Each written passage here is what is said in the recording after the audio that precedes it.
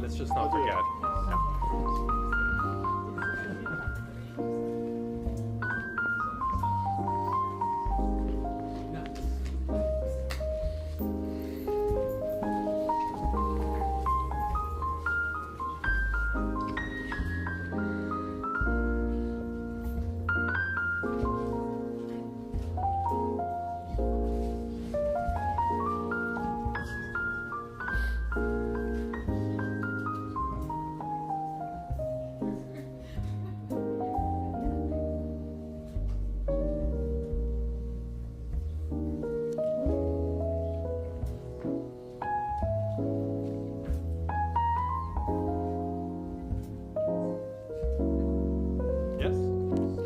Okay, good afternoon. Welcome back, everyone. At the end of a very full day, our brains are bubbling, and we're going to have a very, very interesting session to finish up. So I'm very pleased to be able to chair this session, which is called Between Singing and the Spoken Voice, which is exactly where I always want to be, so I'm very pleased. And a warm welcome to everyone watching us in YouTube land, and my name is Jed Wentz. I'm chairing this session. There will be 3 papers. The first is being given by Jacques Dupuis. He is a clinical assistant professor of music theory and musicology at Purdue University, Fort Wayne, where he is coordinator of music theory and oral skills. His research focuses on long 19th century music and theater, particularly in Germany and the United States, as well as film music and sound. He earned a PhD in musicology with a dissertation on Robert Schumann's dramatic domestic vocal music, and has written and presented on the Schumanns, Samuel Barber, Issues of Voice and Identity, Gender in Classical Music Programming, Transatlantic German Ethnic Theater, and other topics. The title of his paper today is Sophie Schröder in Prague, Forging Artistic Identities Through Vocal Modalities.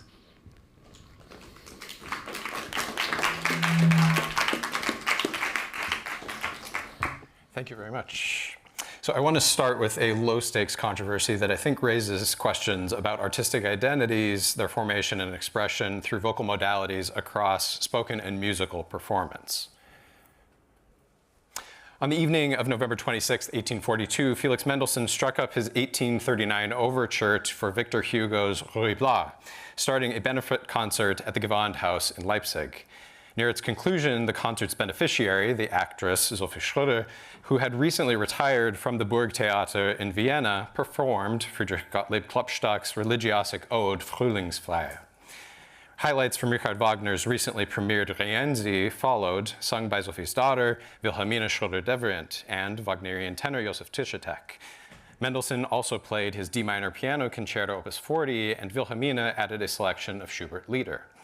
Schröder also performed 2 items of significant German cultural national importance, Schiller's Das Lied von der Glocke and Gottfried August Bürger's Lenore.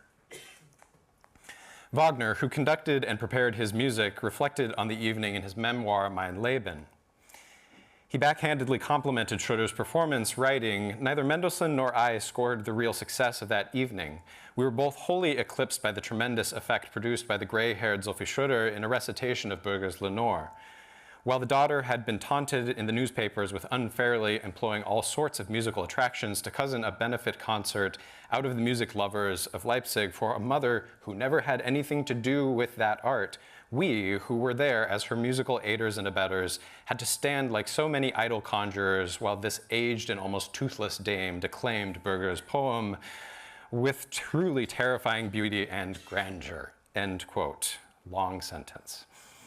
Wagner's assessment here rests on concern for his reputation, but also on notions of artistic identities and the vocal modalities that constitute and convey them, raising questions about who the allegedly non-musical but esteemed Schröder was and why her vocal artistry made Wagner so uncomfortable. How might we consider Schröder in terms that recognize the validity of her whole personhood in different contexts? As Linda Clark has put it, quote, "The new biography recognizes that individuals often have multiple identities and that individual lives must be understood within a large context that includes political, economic, cultural, religious, and, of course, gendered realities," end quote. To consider Schröder's identity multiplicity, I'll adopt 3 sociological categories and a derived hierarchy that relate individuals' identities in harmony or in dissonance. First, role identities are identities tied specifically to occupancy of a social role, like manager or technician or conductor. Additionally, self-determined social identities might be a Londoner or a woman, and self-determined person identities include good person or assertive person. Identity theorists further apply concepts of identity prominence, which is importance or ideal self across situations, and identity salience, the likelihood of enactment within a specific situation.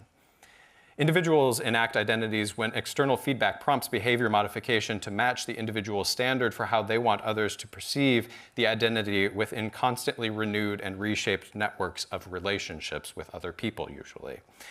Those networks exist within 3 levels of social structure. Large structures, that I've listed here third, constitute macro-identity affiliations like race, class, gender, and nationality. Intermediate levels include locally identifiable networks like neighborhoods and schools. And proximate social structures are close family and peer groups or specific situations where individuals might enact a given identity. With sufficient evidence, these frameworks clarify why individuals assert a particular identity at any given time. Creative artists present especially wicked problems for these theories, as role, social, and person identities often intertwine with each other.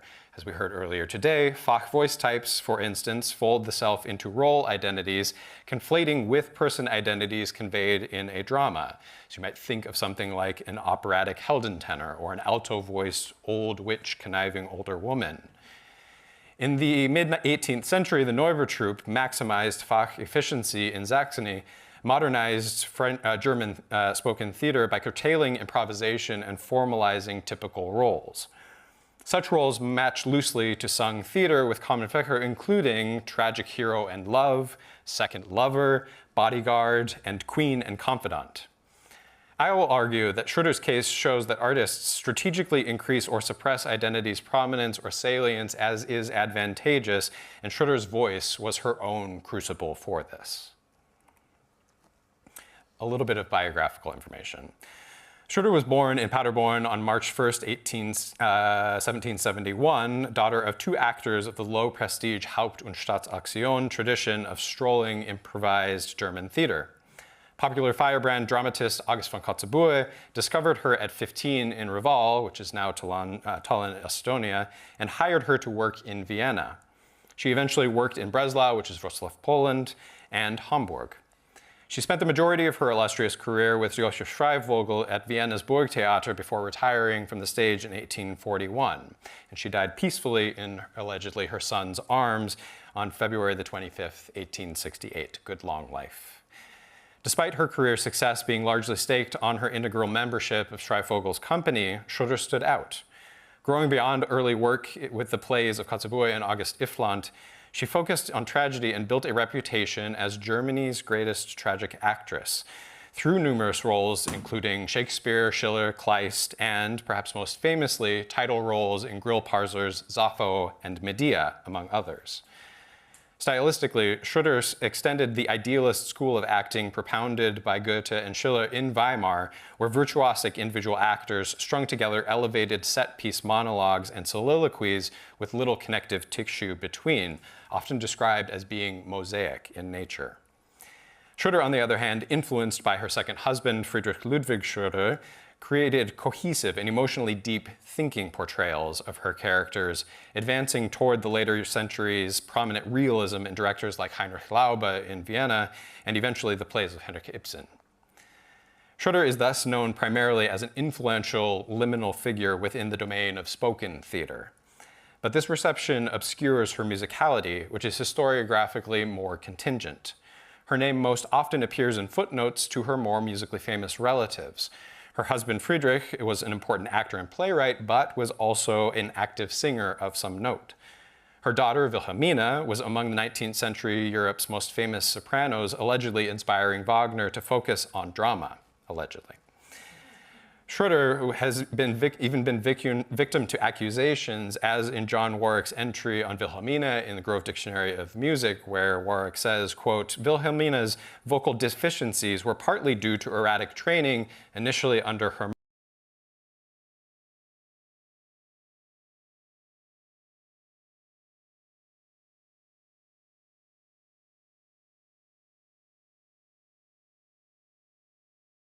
declamation, less often recitation, lingering evidence of a saccharine Weimar classical lyricism, which Ludwig Tieck called sing-song declamation. The critical appraisal of Schröder's style as declamatory falls to one side of a duality that Goethe conceptualized. Quote his words, one could call the art of declamation a prosaic musical art, or Tonkunst. He warns against too much pitch modulation, which could become singing, or too little, which would be monotony, which is flawed even in simple recitation. The consistent designation of Sophie's style as declamation introduces an inherent musicality to her artistry. And I'll call this, I've been thinking through this idea for several years now, something that combined with her familial relationships, something that I think of as being, quote, proximate musicality, a cluster concept that I adapt from identity theory's notion of proximate identities, where musicality generates by affiliation with musical people and activities without actively making music per se being an important part of that. But Sophie's proximate musicality raises questions about her more traditionally defined musical activity, as well as the musical agency that she wielded as someone whose career was not designated, strictly speaking, as musician. Her career casts light on the permeability between the 19th century theater and musical worlds and how vocal modalities play a role in maneuvering these sorts of boundaries. Schröder's musical competence has long been subject to uncertainty and misinformation. Wagner noted in his Mein Leben reflection on Leipziger's skepticism of a star-studded musical concert given for a mother who never had anything to do with that art. Later, one lexicographer claimed that, quote, Sophie did not have any musical knowledge, but she did have a very fine ear and a pleasant soprano voice. Her part of Hulda in Ferdinand Kauer's opera Donauweibchen had to be practiced with the violin by ear, end quote. Certainly, at that time as now, notation literacy is not tantamount to musicality or performance ability. And Wagner was simply wrong. Schröder's debut on the stage in 1793 was with Johann Tilly's theater troupe in St. Petersburg as Lina in Karl Ditters von Dittersdorf's Das Rote Käppchen. Later in Breslau, she performed the aforementioned Hulda plus other operatic roles for Adolf Herzfeld in Hamburg alongside her spoken tragedy duties. Even though operatic or sung performance took a back seat to acting, her musical involvement didn't actually cease. Around this time, she began cultivating a repertoire of declaimed pieces, and for the remainder of her career, this was her most sustained involvement with music, which included both musically accompanied and unaccompanied stage and salon performances. She was doing a lot in a lot of different worlds. This brings me to Prague, where Schröder spent 2 years beginning in 1813 taking guest roles on the stage and collaborating with composer Carl Maria von Weber 3 times for declamation performances. On February 11, 1814, she hosted a declamatorium at a Prague Radutensaal, and on November 15, 1814, performed at a Declamatorisch-musikalische Abendunterhaltung, a little bit of a mouthful for a musical declamatory performance. And that one was sponsored by violinist Franz Clement. Reviews for the February declamatorium reveal that she performed several texts, including Goethe's To Psyche, or An Psyche, a companion to Kennst du das Land, underscored by music by Beethoven that was arranged by Johann Heinrich Classing and played at the piano by Weber. A lot of people involved in that one. Schiller was also present in a poem by Karl Theodor Winkler called Schiller's Apotheose, alongside Schiller's own Das Lied von der Glocke, which Sophie later performed on the 1842 Gewandhaus concert, by then her repertorial staple. Later that year, for Clemens' November Abendunterhaltung, Schröder added another staple declamation, which was Klopstock's Frühlingsfeier, this time with Weber playing the piano score for Johann Rudolf Zünsteg's 1777 melodrama, which Jacqueline Weber identifies as the first melodramatic ballad, and Edgar Istel calls a Konzertmelodram in a German context, which is an unstaged, non-theatrical melodrama with a pre-existing text.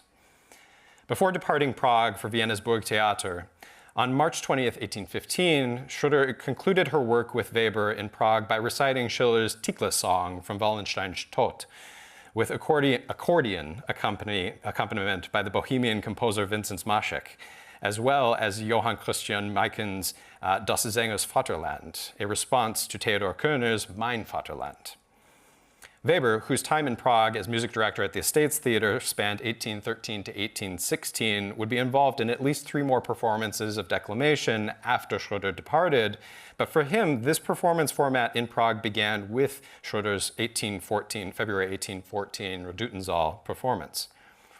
In 1816, Weber reflected on Schröder's impact in a Prague newspaper review for a performance at the Stänischen Theater hosted by the actress Teresa Brunetti, and Weber writing, quote, "The whole performance might have made an even greater impact had not every declamatory passage, regrettably, served as a painful reminder of the loss of the superb Schröder, who will remain unsurpassed in this regard for a long time to come," end quote. I see this period in Schröder's career as an inflection point, reestablishing her individual musical practice through declamation, which again became her primary mode of musical expression thereafter. Beyond her Prague performances in 1813, she led a Frankfurt performance of Georg Benda's musical melodrama Medea, and continued declaiming poetry for salons and soirees, most often on musical performance programs, by then, this was a pretty conventional musical practice. And indeed, returning momentarily to Schröder's November 1842 Gewandhaus performance, just before an Allgemeine Musikalische Zeitung report on the concert on January 11, 1843, there ran a review of a similar concert in that year where popular stage actress Therese Dessoir performed poetry in a Gewandhaus pension benefit concert. Schröder's Prague performances also crystallized the Teutonicism of her repertoire choices in this area, not only of author's nationality, but in the text's ethos. Among the many poems that she performed in public, though, Frühlingsfeier, an organicist mix of beatific pantheism highlighting the earth's flowering through a worm's metamorphosis, and Die Glocke, which uses the instrument's forging as a collectivist, nationalistic life cycle metaphor extolling the value of hard work, appear on her programs most frequently. And third is Berger's canonically German Gothic early Romanticist ballad Lenore, which is about a bereft widow hallucinating her husband's wartime death before her own eventual death, which reminds me of Goethe's Erlkönig in a lot of ways.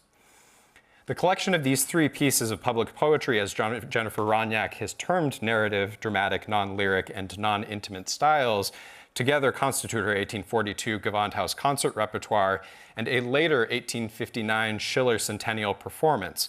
But she began developing these choices in Prague. And more importantly to me, during her time in Prague, Schröder worked between traditionally non-musical and musical forms, using her voice to raise her artistic identity's saliences as needed, possible because she retained multiple identities of varying prominence. The same goes for many other 18th and 19th century performing artists who wield different vocal modalities as suited their careers, including at different times the aforementioned Therese Dessoir, Julia Rettich, Corona Schrutter, Edward Devrient, Johann Nestroy, and later Maria Seebach, who began in opera and pivoted to spoken theater, or otherwise actor declaimers and elocutionists like Fanny Janauschek or Fanny Kemble. Contrary to Wagner, Schröder was always a musician and always a German, an actor, and a mother. The groundwork laid in Prague also generated one more identity for Schröder, which was her being Germany's greatest actress. Returning again to the Gewandhaus concert, the overlap of Schröder's repertoire and vocal mode with Prague connects the two periods together. A review in the Neue Zeitschrift für Musik drew particular focus towards Schröder in 1842, reading, quote, "Madame Sophie Schröder has been recognized for a number of years as the greatest tragic actress, whose artistic image yet remains unmatched. The audience's applause was enthusiastic," end quote. This resonates with Weber's comment in Prague on Schröder's peerless work. In 1843, a reviewer in the Allgemeine Musikalische Zeitung was less taken with Schröder herself, but they acknowledged her past importance, describing her as long the most celebrated German actress and the splendor of the German stage, but one whose skills belong to a time that has become somewhat distant and alien to today's artistic demands. The reviewer venerates her, despite eliding Schröder's age with antiquated repertoire. And one famous attendee at the Gewandhaus concert, Clara Schumann, beamed in her diary, quote, "The 65-year-old woman conquered everything. We had never heard such declamation, and a declamation had probably never shaken an entire audience as this had. Schiller's Die Glocke was the last recited, and the people rejoiced," end quote. Though Schröder's mother and musician identities afforded her the opportunity here, more outwardly important was her great actress identity, with musician and actress identities predicated on her vocal modalities. Longer term, Schröder's preeminence remained linked to her Prague repertoire. On November 9, 1859, Bavarian royalty and dignitaries gathered in Munich's Royal Court Theater to close a centenary Schiller festival, one of more than 400 Schillerfeier that took place across the country and globally that year. It also became a farewell performance for Schröder, then a Munich resident. Appropriately, Schröder's contribution was one final performance of Die Glocke, prelude to Schiller's Wallenstein's Lager. At a major festival with powerful attendees, the poem's inclusion assumes its local significance within Schiller's output, matching its cultural nationalistic importance, popular across Germany throughout the century. Not to put too fine of a point on it, but Goethe had even recited Die Glocke at Schiller's funeral in 1805. As James Brophy has explained, events like this evoked both local and broader sentiments as evolving forms of representative publicity for 19th century bourgeois political culture. Schiller's place among German national icons like Gutenberg and Luther who warranted festivals draws from his output's popular populist resonances. Schiller layered cultural, political, and social issues in his plays, particularly Die Räuber and Don Carlos, thematizing individual and nationalistic freedoms against seigneurial absolutism, similar to Wilhelm Tell. To conclude, Sophie Schröder's career lays bare 19th century overlaps of musical, theatrical, and cultural worlds, calling for further excavation of yet under-considered musicalities in figures like Schröder.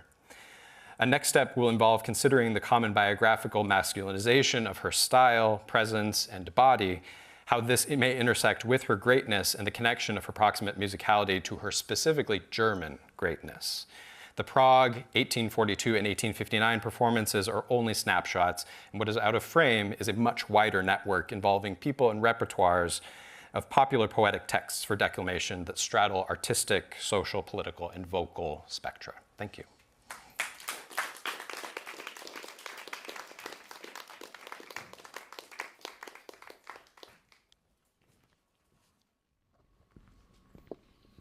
Thank you very much, Jacques. Beautiful paper.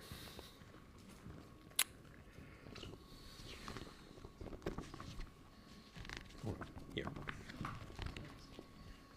So our next speaker is Fatima Volkoviskii Barajas, and she holds a PhD in musicology from the Complutense University of Madrid.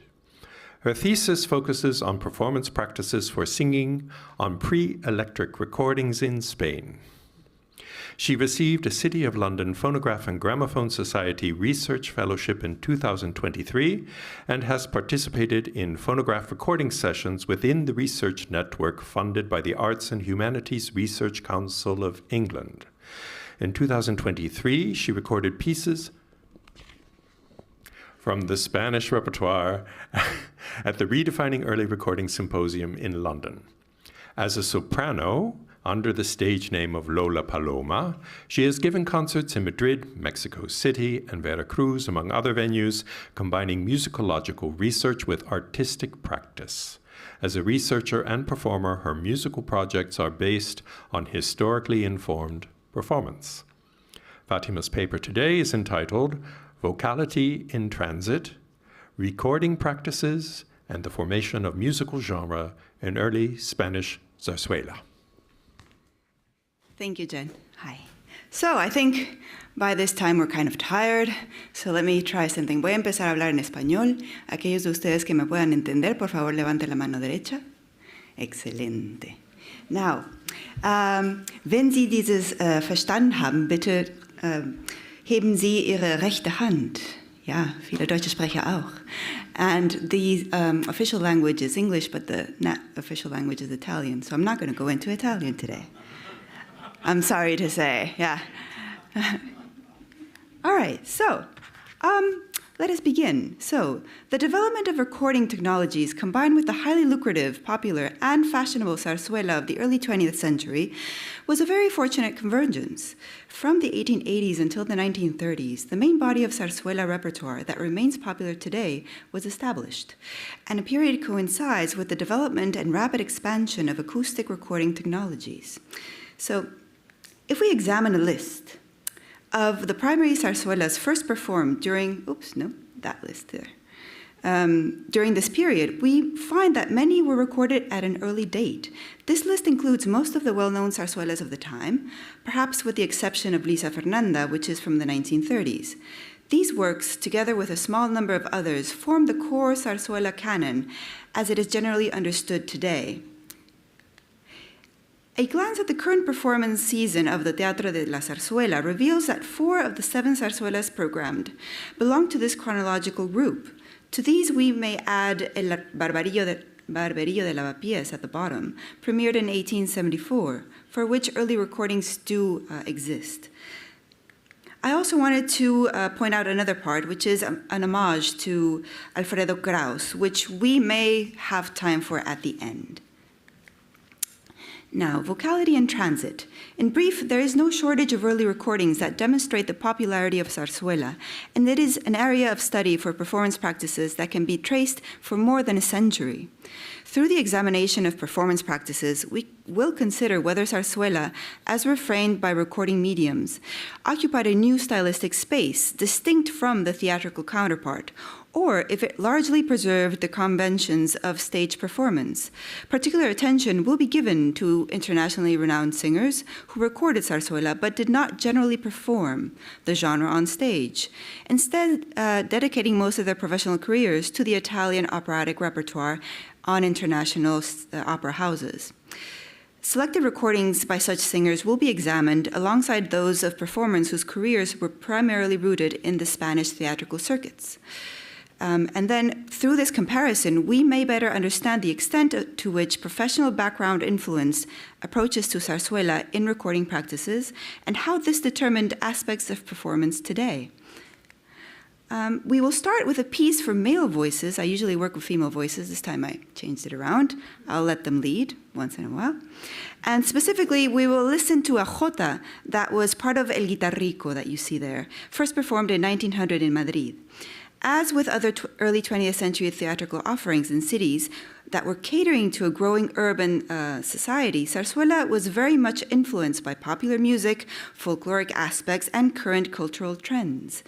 In this regard, it was not uncommon to hear a jota in a zarzuela. So perhaps you know of flamenco as a typical folkloric aspect of Spanish music. Well, la jota is also a dance. It also is performed in a specific way with specific singing and dancing and rhythmic qualities to it. It originated, though, in the north, in Valencia, and can be traced back to at least the 18th century. Other parts of Spain also danced the jota. Within the context of zarzuela, they were quite stylized, adapted to musical notation, composed for orchestra with different vocal profiles, and included in a theatrical narrative. However, the nature of the jota was well known, and perhaps certain tropes were expected. So firstly, I'd like to play a little footage that I found from the 1950s to get you acquainted with this genre.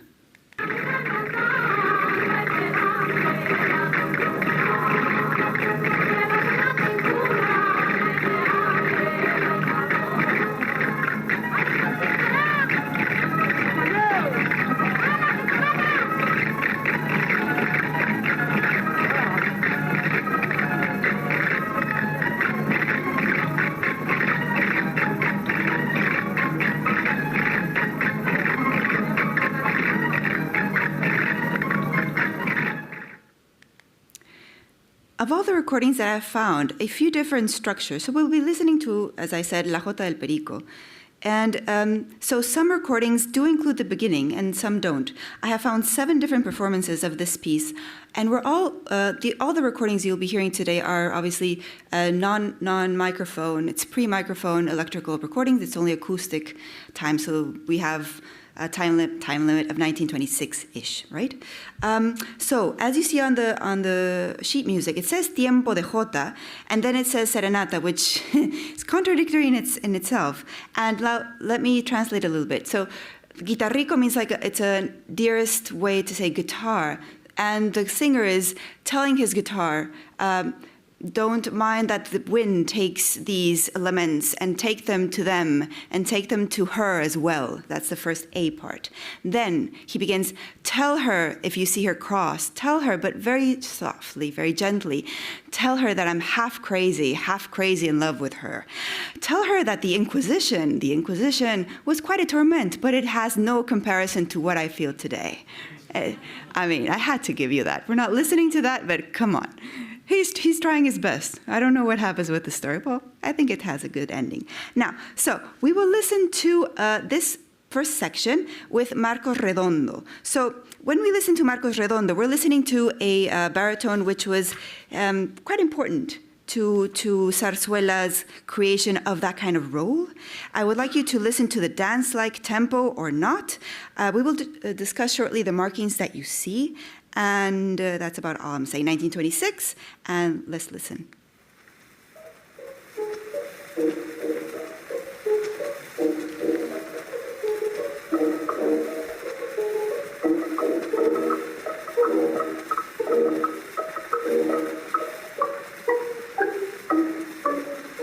Suena guitarrico mío, suena guitarrico, suena.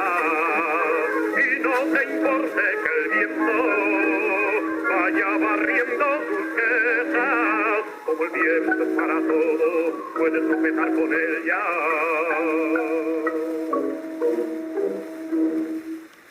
Since we can't listen to all 7, believe me when I say that this version has many expressive choices. There is a performance by Redondo that we hear constant rubatos and pianissimos in the piece, and it's very theatrical. Right? Now, the accents that you see are brought to the forefront, and especially where you see the arrows, there's an accentuation that's very different from Spanish. So in Spanish, as in Italian, we say mio, but the piece is actually accented on the O, mio.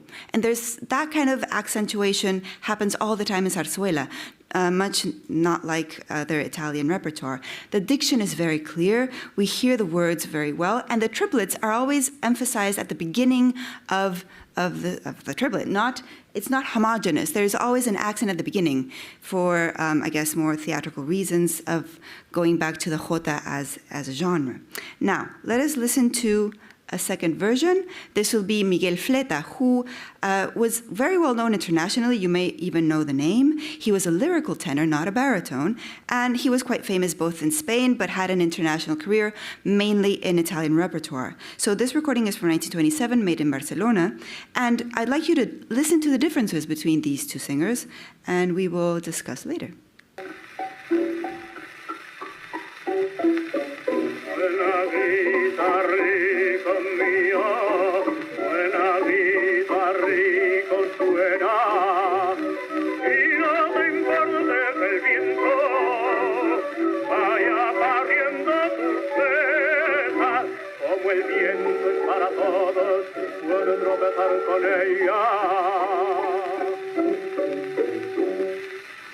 So similar accents than the one before. There's a different timbre to the voice.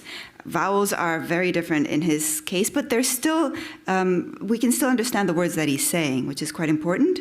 What we hear is a voice that is more used to Italian opera. So there's more of a lyrical sense of the words that are not so much as you would see in Zarzuela, which is in a way more vertical. And he's maintaining this kind of voice that a dramatic tenor would have, and his sound is quite specifically his. I'll talk more about that in the second section. So now let's listen to the third example. this will be Tita Ruffo, which is completely Italian, as you probably know, Italian baritone extraordinaire, who recorded quite a few pieces in Spanish. And in this case, he recorded in Barcelona, and we'll listen to the same type of details. What you see at the bottom is a complete change of the notes that he decides to do. Again, I will let you listen, and I will have a few comments at the end.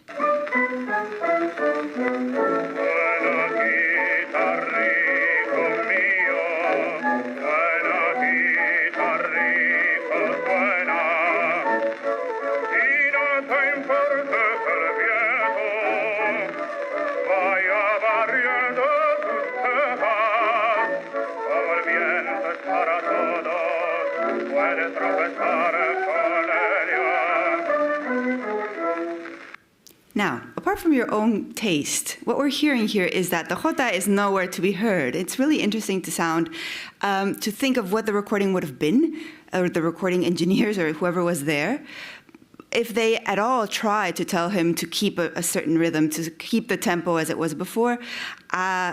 Maybe they thought it was just a lost cause and just let him sing as he would. No? So the initial beat is considered as the accented one, not as the others. He does not do the mio. He does it as a natural mio would be. Mio, not mio. And yeah, all these, in a way, he's actually respecting the music more than the Spanish are. So he's actually reading what's on the sheet music, which is quite interesting, this is formal music, but at the same time, and we'll get more into this, the orality of the performance is very much present. Now, let's go to the second section. Same three performers, same order that we'll listen to, so that you can listen a little bit more to the lyrical aspect of their singing. So now we're going to listen to Redondo, and we will probably go a bit quicker so that we can get to the ladies later on.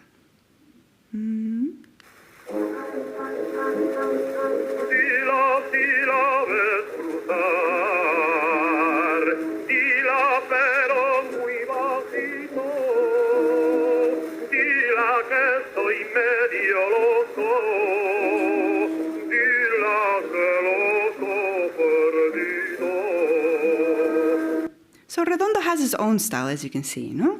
And what we hear again is, for example, cruzar, he does accentuate that note when the music would say that he shouldn't. And that happens all the time in this kind of repertoire, that there is an orality being respected that is not on the sheet music. Then, obviously, I can't show you the whole piece, but believe me, there are moments of glissandi or riffs, glides that you'll be hearing throughout the piece that coincide some parts of the other recordings, some do not. The initial beat is considered as the accented one, not in him, but in Ruffo. I'm reading the wrong thing. And so, sorry about that. Anything else to say? No. Let's go to Fleta now and listen to his recording.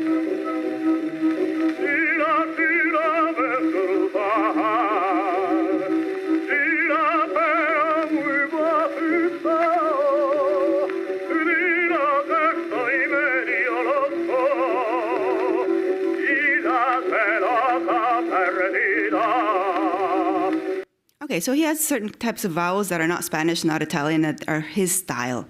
And this is where you start to hear them. And by the way, I forgot to say, so the second phrase, dila pero muy bajito, means say it but very quietly. Both Spanish speakers are going to be doing that. They will have a pianissimo there, which we will not hear in Ruffo. So what you're hearing here is same accents as with Redondo, but a complete different vocal style of singing that goes beyond what Zarzuela would have been heard, no? And that will be important. We won't have time today, but to see later in the 50s and 60s still have this kind of Italian vocality within Zarzuela. Now let's listen to Ruffo.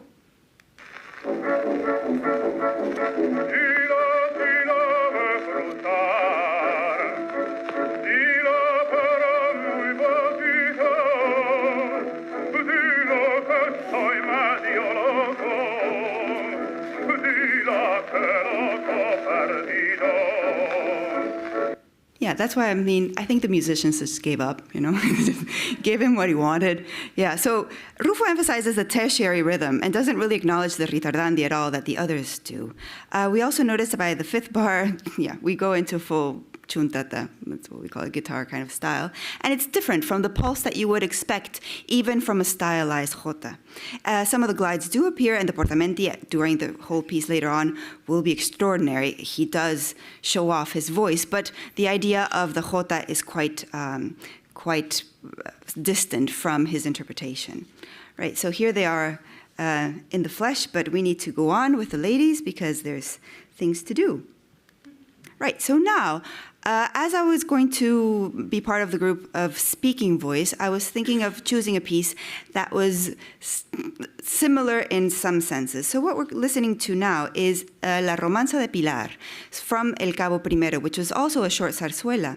And it was, again, performed in 1895 for the first time. Many of the recordings that we have are from that era, from the early acoustic era. And what we'll be listening to today is her lament. She's saying, yo quiero un hombre, but it means that I love a man, not like I want a man. Like I love a man because she's been asked, like, what is it that you want? Who are you in love with?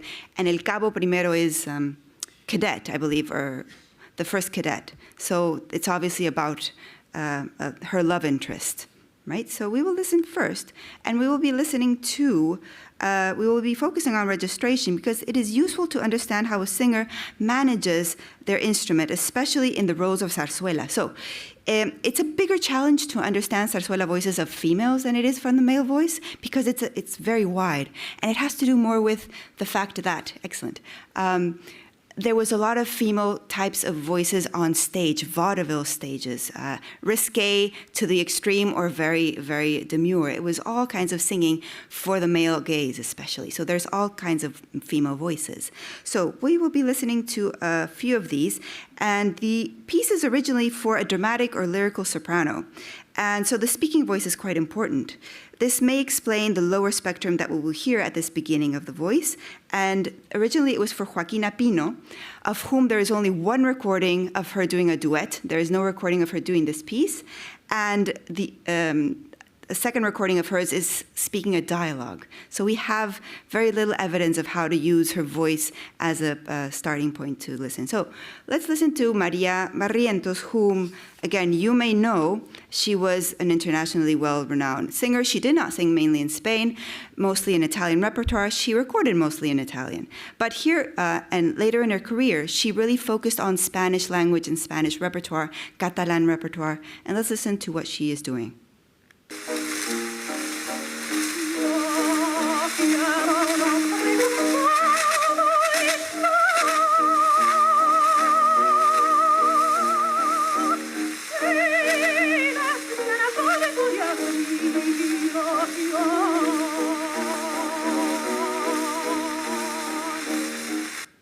By the way, I mean, I guess the coloring would be obvious to you. We can agree to disagree on this. It's a highly contested topic, but in my personal opinion, there's a clear intention to differentiate the registers in her. So she focuses on creating a heavy chest voice at the beginning, which is not what you will see in other repertoire of hers, and the contrast with the head voice is quite evident. I would not consider to be either a mixing or an interest of a homogeneous voice, which we are more used to.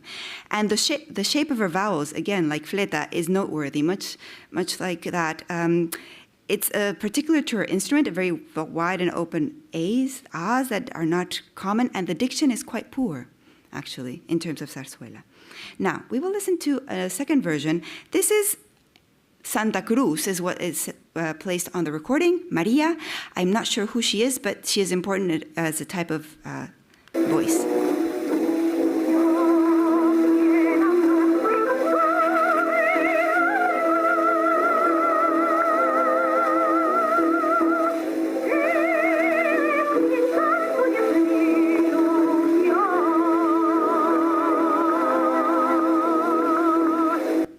So in this case, I would consider more of a mixed voice. that is actually more homogeneous than the one before. It's a type of timbre that you will hear a lot in the time of Zarzuela, and that type of singer that might not be originally or usually in opera, but more in musical theater.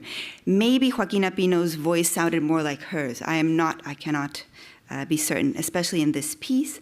And we will go to the last exercise to listen to a third example.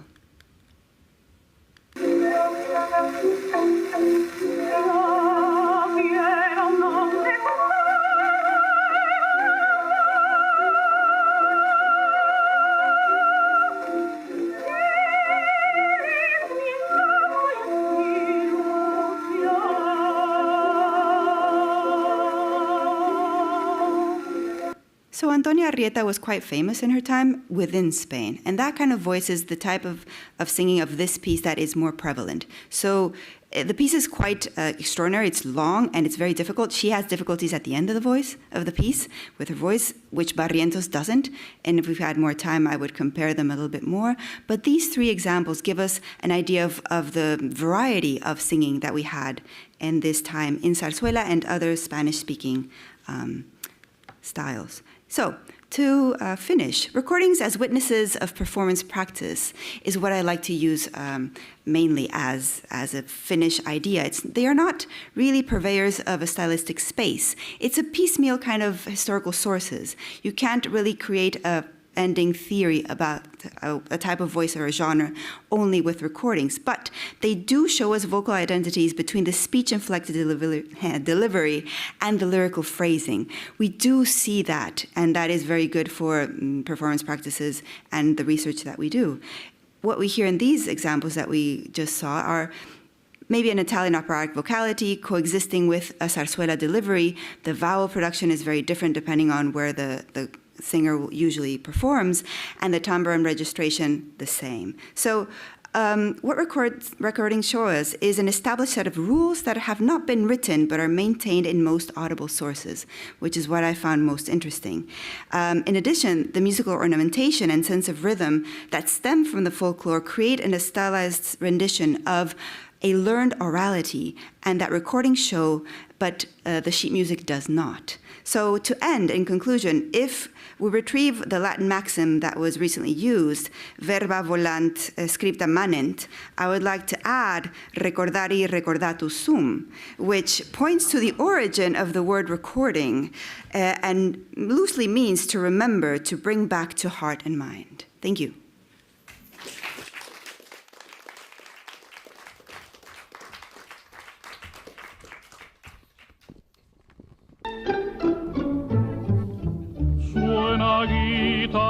Oh, beautiful.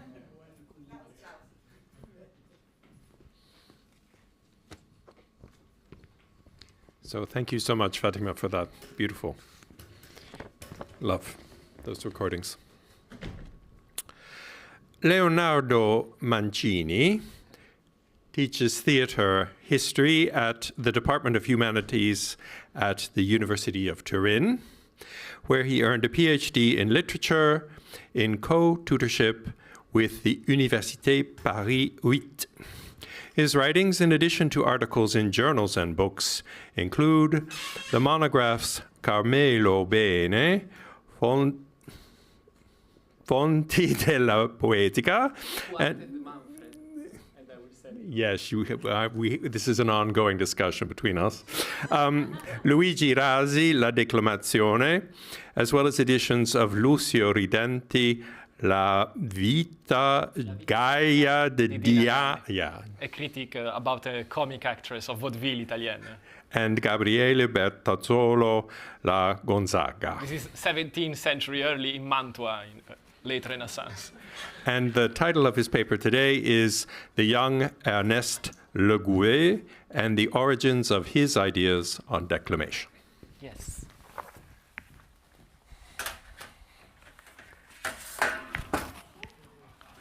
First of all, I would like to thank the organizers for having accepted my proposals in this rich conference program, dedicated to theatrical voice here at the University of Sarri. Thank you, Barbara Gentili, and all the scientific committee. Thank also to those who are at the Régie, with John for accompanying us these days. For me, this conference is not only an opportunity to engage with many stimulating themes addressed by colleagues, but also an opportunity to re-engage with a field of research that has been central at the beginning of my academic path, theatrical declamation. I developed this interest especially during my doctoral research at the Université de Turin and Université Paris-8, under the supervision of Professor Isabelle Mondro at Paris-8 and Armando Petrini on Carmelo Bene in Italy.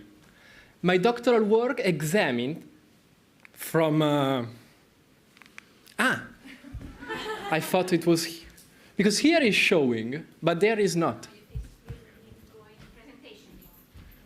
I did presentation. No. Not like that, huh? Can you help me? No, it is... My doctoral work examined from a comparative perspective between Italy and France in the 19th century. Where is it in the first? The historical evolution of declamation as a cultural field, with a particular attention to the academic context. So declamation as a teaching subject in academies, conservatoires, private and public schools, private teachers, prizes, among Italy and France. In the 19th century especially, until a certain moment of cultural loss, at least in Italy, among the two world wars. Pourquoi, à un moment donné, comédiens et musiciens se sont-ils séparés? This was the question, which in a way traces a shifting point, really, in the period of the two world wars. And going back to 19th century France, yes, my research, and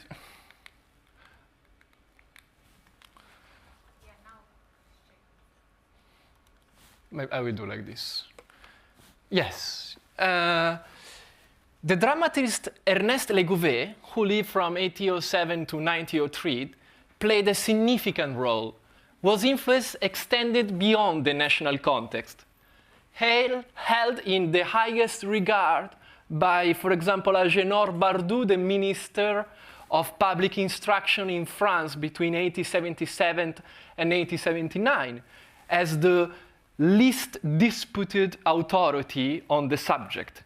Legouvé also exerted influence in Italy and in America, where his essays on the art of reading were translated in Philadelphia almost immediately and found their way into the library of Miguel Antonio Caro, President of Colombia from 1894 to 1898. Himself the son of a dramatist, the poet and playwright Gabriel-Marie Legouvé, Ernest Legouvé became most famous at his time as a novelist and as a successful playwright, both in prose and in verse. Beyond the theater, Legouvé was also a public intellectual interested in civil and moral questions. In 1847 and 1848, he gave lectures at the Collège de France on the topic of l'histoire morale des femmes, in which he strongly criticized the moral codes of the French modern society were reflected in the Napoleonic Code of 1804 for its patriarchism, and advocated the doctrine of separate but parallel spheres among the genres, demanding new rights for women. As a playwright, Legouvé is above all known for theatrical works such as Adrien Lecouvreur, written with Eugène Scribe in 1849, later transformed by Francesco Cilea into the opera of the same title with a libretto by Arturo Colautti in 1902, premiere for the first time in November the 6th of that year in Teatro Lirico of Milan. Another very popular work was Médée, a three-act tragedy in verse written in 1856, written for the Mademoiselle Rachel, but then, out of some disputes, performed by the Italian actress Adelaide Ristori. who had arrived in Paris the year before with her husband, the Marquise Giuliano Capranica, in order to start from Paris a new international path for her artistic career. After the great artistic and economic success of Médée, Legouvé wrote for Ristori Béatrix ou La Madone de l'Art in 1860, a 5-act prose comedy, 1861, a 5-act prose comedy,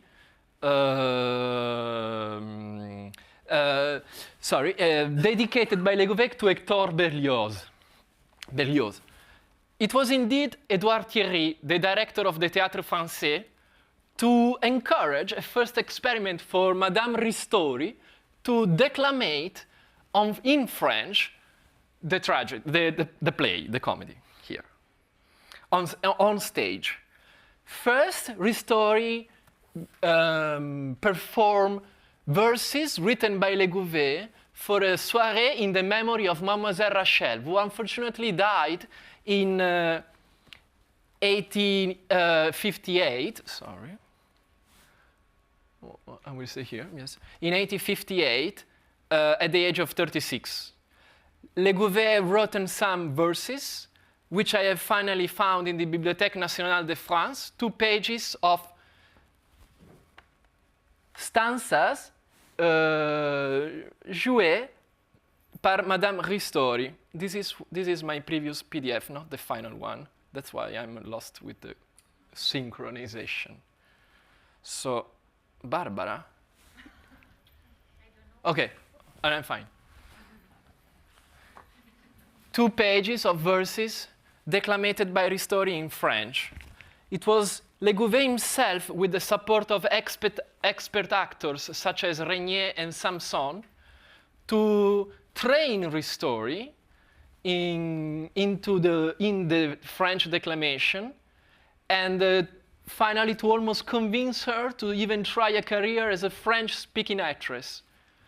However, the actress didn't decide not to pursue a career in such a way, but Legouvé, who became a fanatic of this idea, according to Ristori, moved to Florence to continue studying with the actress for the role of Beatrix in the most meticulous way, proceeding, as he later recalled, line by line, word by word, syllable a syllable, syllable by syllable.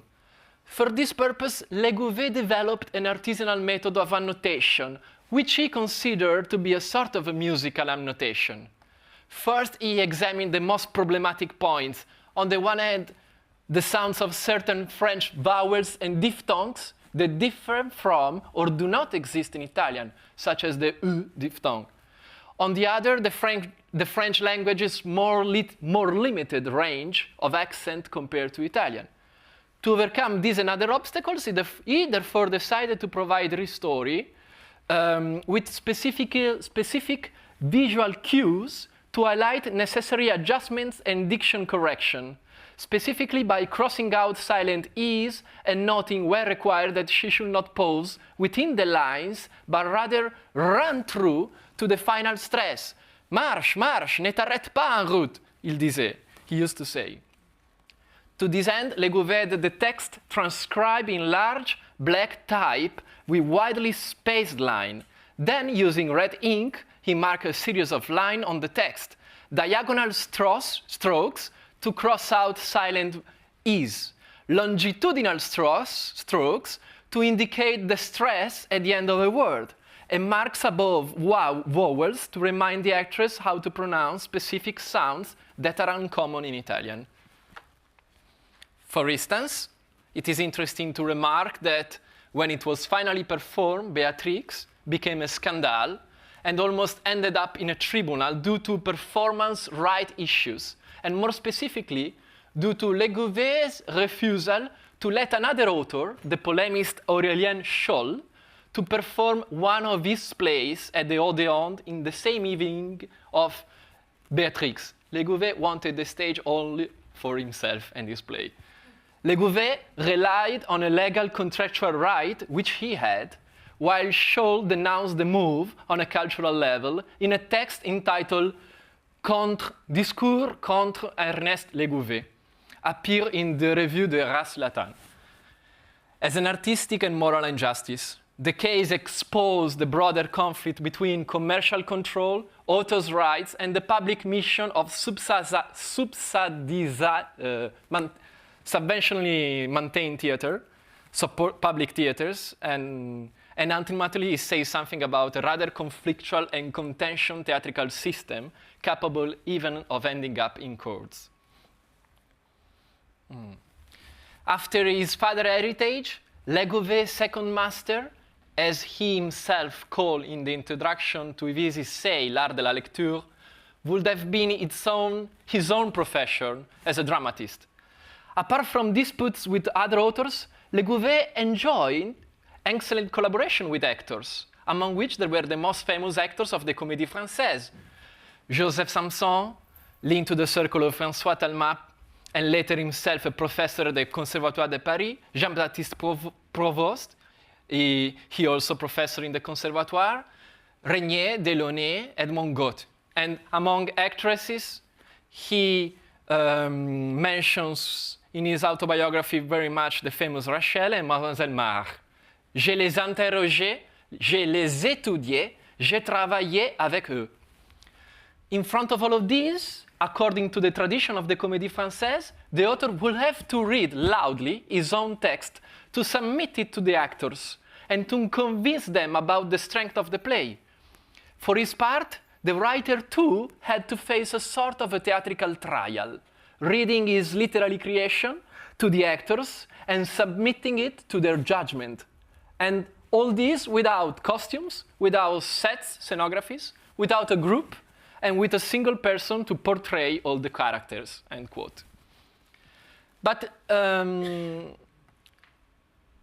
Legouvé works with performers was not simply that of an author delivering a finished text to actors. It was an apprenticeship in performance, voice, and interpretation.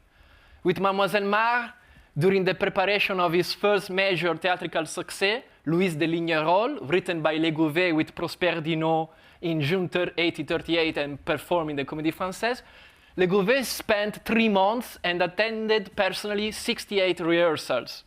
With Mademoiselle Rachel, he spent hours preparing the reading of just 30 lines in search of what he called the true and penetrating accent, l'accent vrai et pénétrant.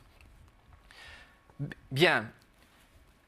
Practical experience with actors and actresses such as this would play a decisive role for the author's understanding of voice and its strategic deliverance on stage, later nourishing his own theoretical reflection, which he will set down at around the age of 70 years old in 2 treatises, books, L'art de la lecture, published in 1877, and L'art la lecture en action in 1881. These were later brought together in a further volume, a third one, La lecture en famille, published in 1882, followed by a final work for children in 1888. In previous research, I have already discussed some of Legouvé's mature theories of reading and declamation, with its close attention to the meter, accents, and to a specific classification of the voice in 4 main timbres, metals, or, as he says, colors of the voice. The golden voice, the bronze voice, the silver voice, and the 4th one, which he calls la voix de velours, the veiled voice. Today, however, I would like to move backwards, not to the mature Legouvé, but to the younger. Not so much to the established theorist, but rather towards the young Legouvé and some formative experience that shaped his first step and his education as a young author. This experience belonged to his jeunesse, a period of his life that he himself, in his autobiographical work, 60 ans de souvenirs, defined as his first 27 years of his life, from his childhood to his marriage in 1834. Legouvé, in the introduction of the L'art de la lecture, refers, for what concerns his early formation, to a private teacher by the name of Monsieur Févé. It was to prepare a public reading of one of his youthful poems, De Mer, at the Conservatoire de Paris in the early 20s that Févé guided as a private teacher the student Legouvé in the art of reading his own text, opening his eyes on declamation. This experience was decisive for Legouvé. From Févé's teaching, he retained the conviction that declamation, too, has its own laws, its own grammar and orthography. It was not merely a matter of instinct, feeling, or natural expressiveness. It was an art governed by rules, analysis, and practice. Indeed, Févé, le maître, appears to have been an active private teacher in Paris. Sorry, this is the last slide. During the 1820s, contemporary periodicals such as Le Globe, Le Diable Boiteux, Gil Blas, Sentinelle de la Liberté, Le Constitutionnel, La Revue Encyclopédique, La Pandore, among others, describe and advertise him as a formidable orator, actor, and of course an excellent teacher of reading aloud and teacher of oratical action, able to combine precepts with examples, theory with practice. Usually lasting 2 hours each, his lessons to male and to female students took place in various cultural institutions and society in Paris, and sometimes in the teacher's own apartment, chez le professeur, at 48 Rue de Richelieu, near the Fontaine Molière.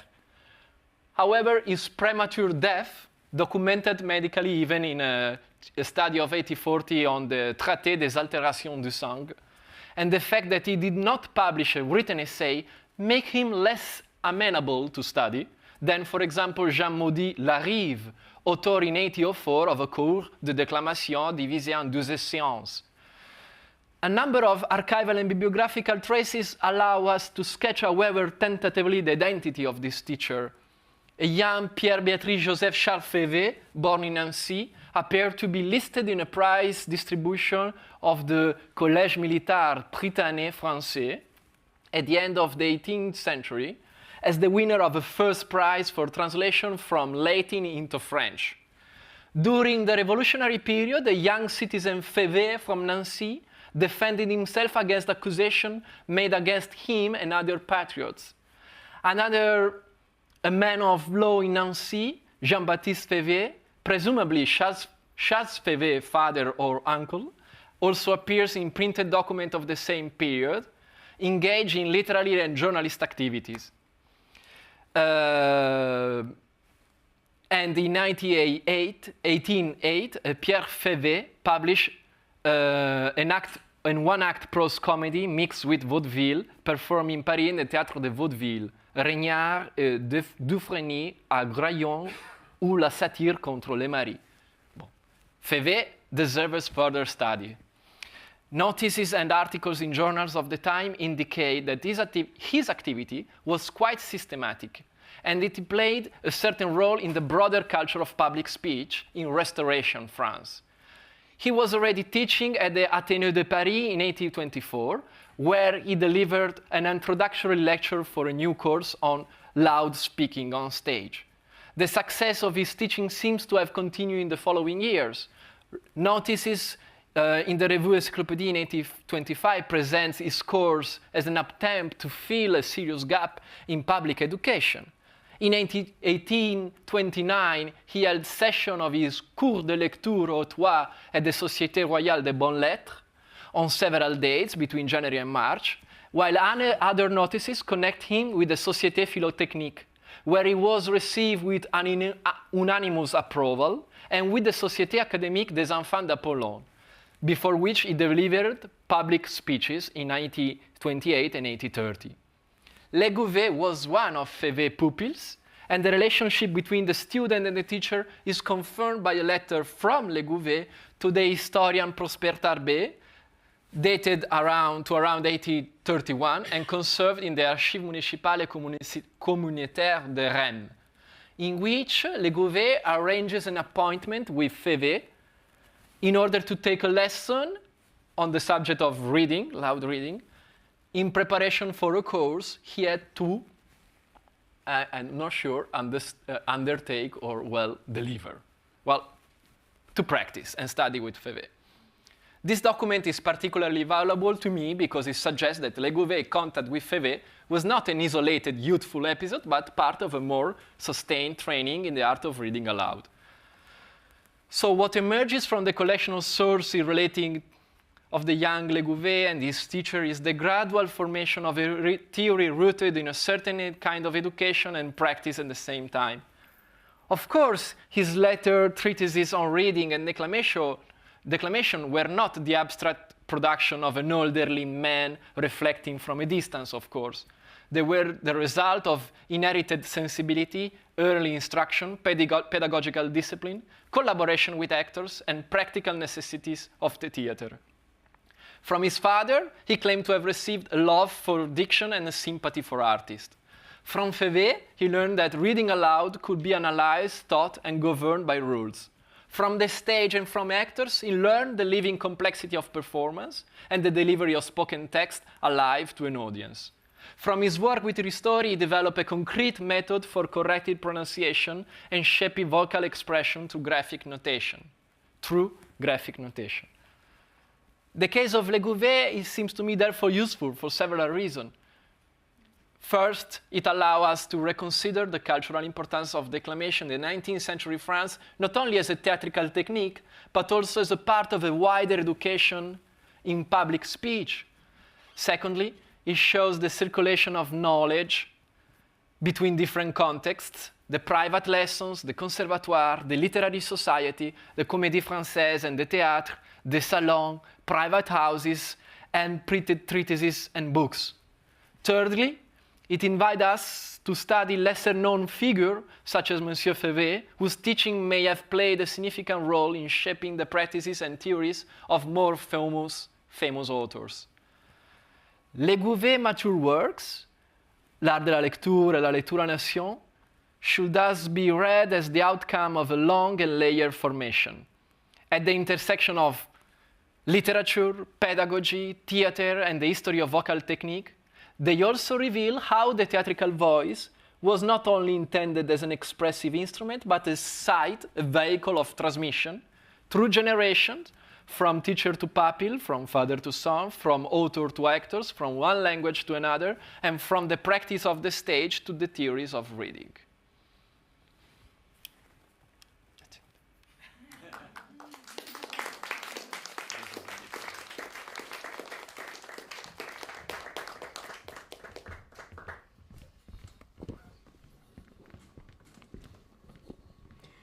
Many thanks to our speakers for keeping to time. Even so, we will not have much time for questions. Shall we immediately do our 5-minute consultations, and we'll set up the stage.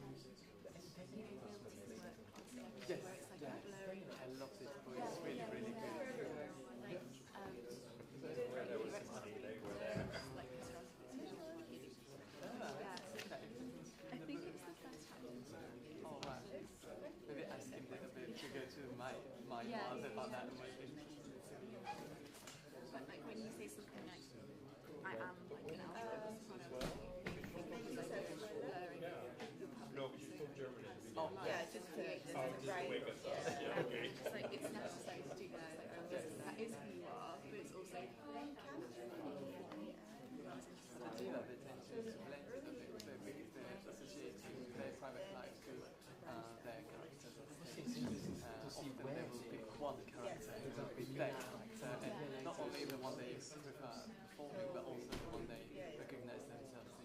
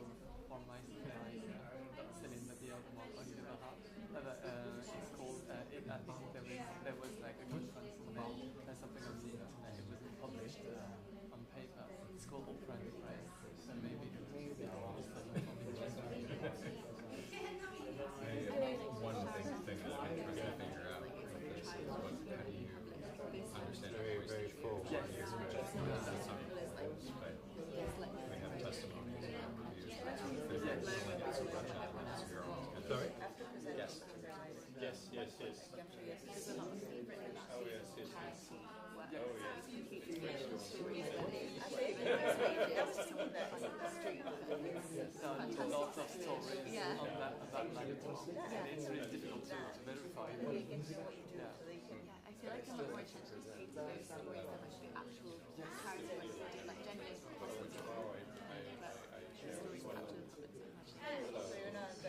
And also for French actors and opera singers, it was all about interest during the war, like the actors. So I'm going to cut you short a little bit in the hopes that we can have more time for questions, because I will get us all out of here on time, because it's been a very long day. So do we have any questions for our panel?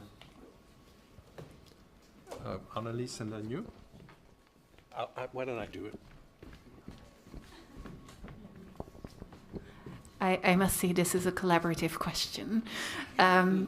We were talking about how you all, in certain ways, evoked notions of nationalism and also education as part of the kind of vocal identities that you were discussing, and also the mixture between singing and declamation. So I wonder if you could also reflect a little bit on the differences maybe between your papers and similarities. Thank you.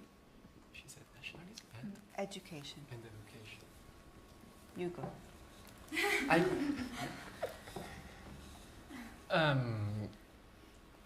No, it's fascinating, the episode of Ristori, studying French declamation with a French author in order to achieve this difficult task of not being immediately perceived as an Italian actor, as an Italian speaking in another foreign language. But it's also true that she refused to continue that career, while Legouvé was definitely pushing for it. But what I see is that these theories on declamation traveled beyond nations.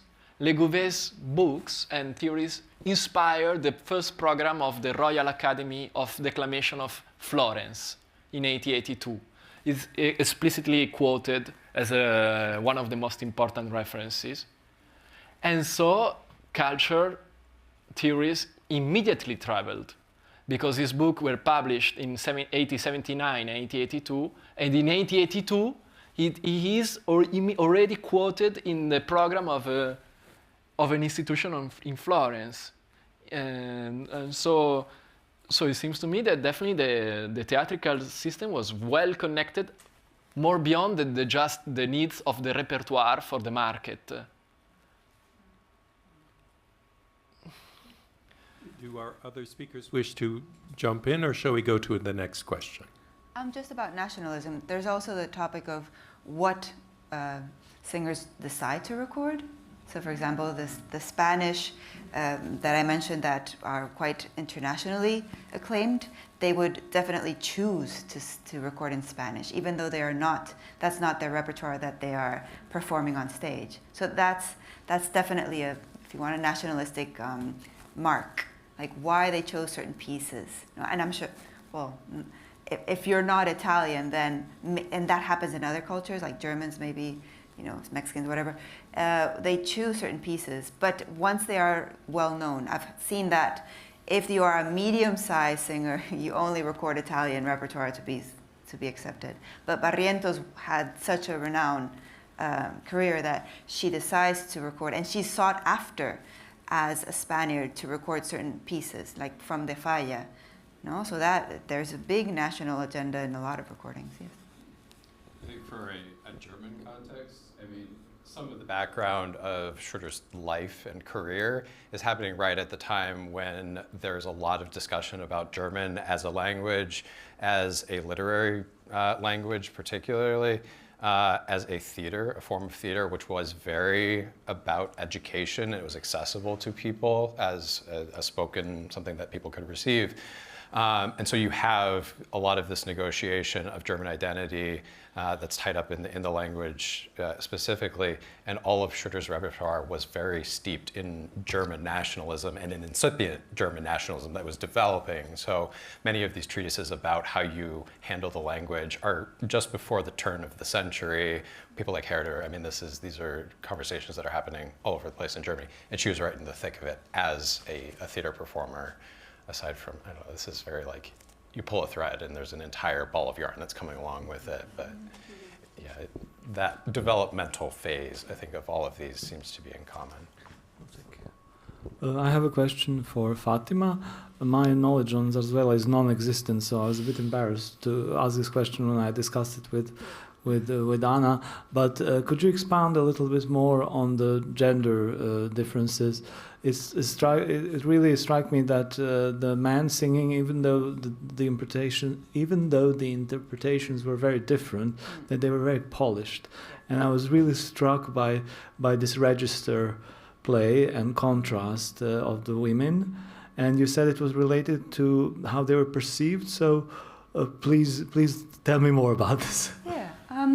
So you have to remember, in the early 20th century, Spain had a wide variety of musical theatrical offerings. So Zarzuela, let's say there's opera. So this is highbrow, this is lowbrow, right? You've got opera, grand opera. You've got grand zarzuela, medium-sized zarzuela, small zarzuela, género chico, género ínfimo. And as we go along, the less clothes you see, right? So, yeah, and it's a whole type. Well, I mean, what do you expect? Less female clothes, but not less male clothes. Oh, female clothes, yes, of course, because it's for the male gaze, no? And so what's happening is that a lot of the recordings and a lot of the theatrical offerings are for females that have a wide variety of voices. That's not happening in the male voice as much, and there's no time. I could have shown you there are male voice types that are comical, but they're very clearly comical. They don't do this in between, right? I can't think of another example in German. I'm sure there is, like the Singstimme, Sprachstimme, must be like that. There's some people that only do spoken theater with a little bit of music. And then there are those that do music with a little bit of spoken. And Zarzuela had both.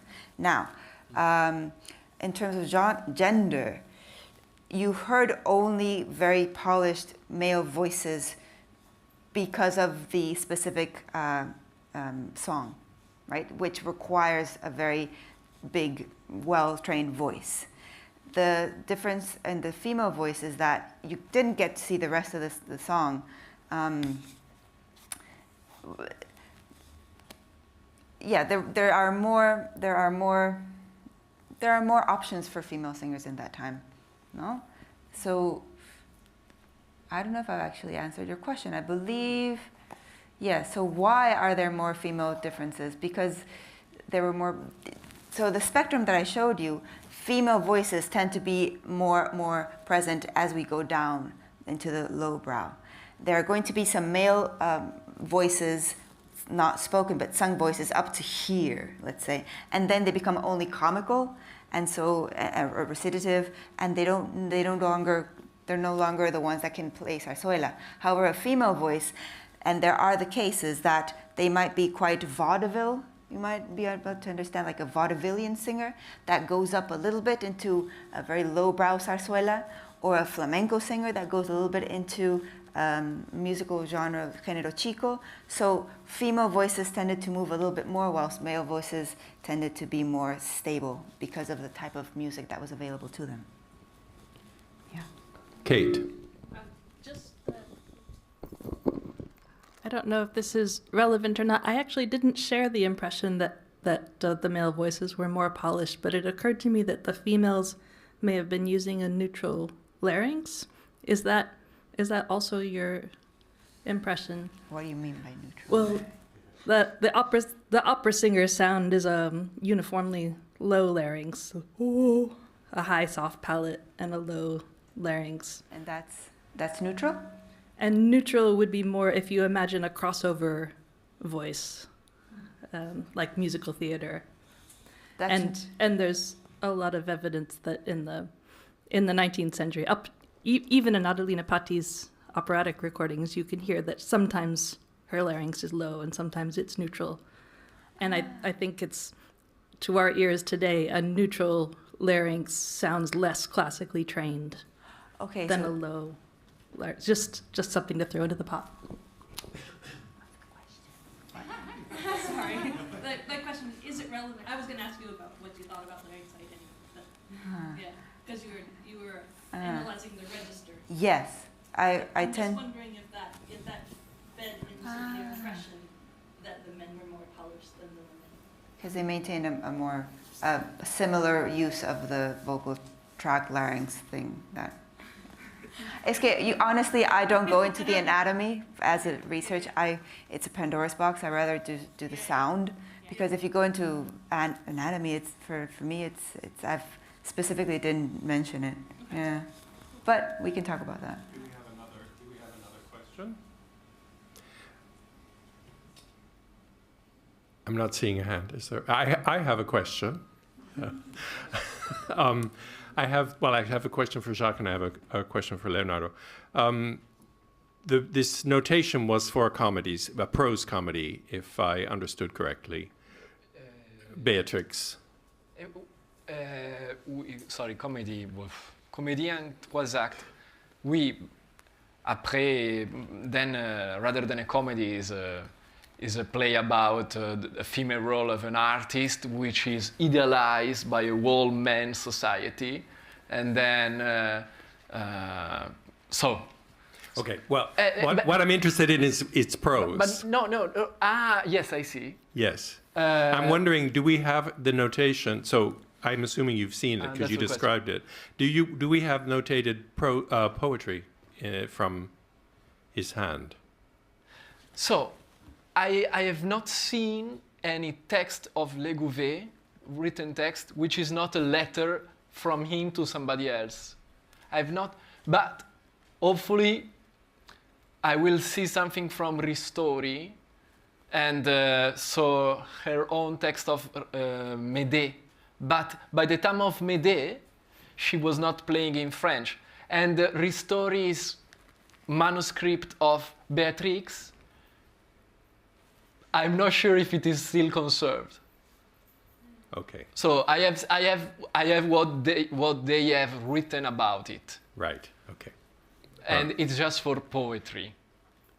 Right. I'm hoping we would find some poetry marked up, but you're saying it hasn't been found yet. Yes. Right. Okay. I am skeptical in this answer because there is some archival work going on. Okay. And then very quickly, Jacques, are there descriptions of Sophie's voice? Because if she's doing Lenore, she has to both be the girl and death. So it's and if they describe it as terrifying, she obviously could negotiate that double character role. I'm just wondering. Yeah, I sort of teased this at the end there, saying that there's a lot of more stuff about her to go into. A lot of the descriptions of her acting, her vocal delivery in reviews in particular, but also in letters, masculinize her by referencing a high degree of power and control, but at the same time also incorporating nuance. So it was differentiating her within a lineage of acting and developing of acting and vocal delivery generally in her time, but it really lays on thick that she had the kind of like masculine control over the stage when she was actually declaiming. So I think, yes, like she was pretty capable of bringing out these thinking roles, so a text that has multiple characters in it, she was able to navigate those, and each of these things that were in her repertoire do have little bump outs in the text where presumably you would use a different kind of voice. So I think she was able to modulate her voice pretty effectively. It was well received. Thank you very much for a wonderful session. It's time for a beer.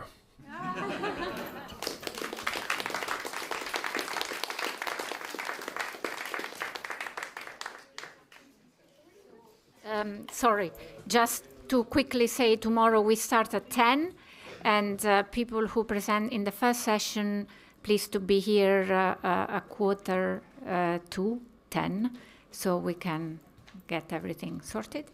Thank you. Have a restful evening, and see you tomorrow. Thank you for a splendid day too. Thank you.